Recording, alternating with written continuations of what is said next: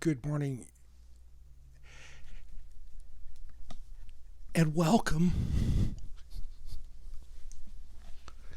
to Morning Moments. Today, I'd like to do a devotion called Shame Off You. When our kids were small, they reacted to mistakes a lot differently. My son was certainly a lot different than my daughter. And when they made mistakes, one would be aware of it and not uh, and was ashamed of their mistakes, and the other, I don't know if they even were aware of it, didn't care, and needed to be disciplined a little differently.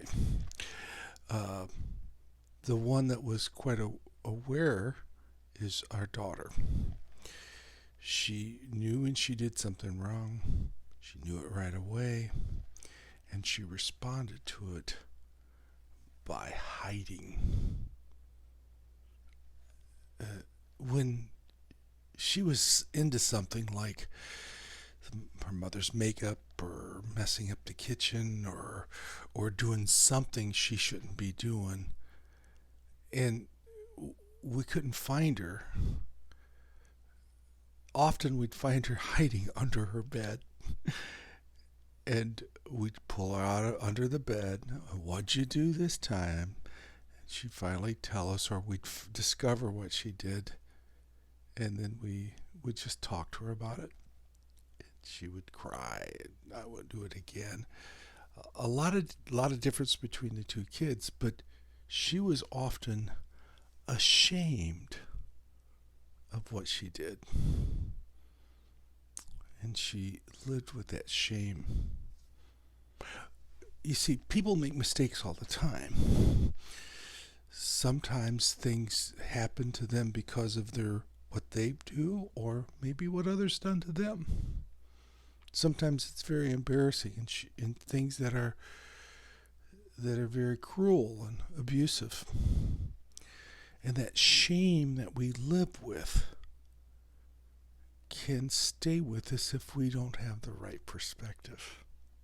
Genesis, the second chapter, the 8th and ninth verse, and I'm paraphrasing it now, said, Adam and Eve, you've got the garden to do whatever you want. Now, here in the middle of the garden is this beautiful tree of life. Sit under that tree, consume of that tree. I want you to have life. Now, this other tree, not so much. It's the tree of knowledge of good and evil. Don't sit under that tree. Don't eat from that tree. Don't consume its fruit. You stay away from that tree. But this tree here, I have given you life, the tree of life. Well, what did they do? They got talked into consuming from the wrong tree, and within that they've made it the sin. And they had the knowledge of good and evil, and they lost their innocence. And what is the first thing they did? They were ashamed, they hid themselves, and they were afraid to talk to God. They stopped consuming and sitting under the tree of life.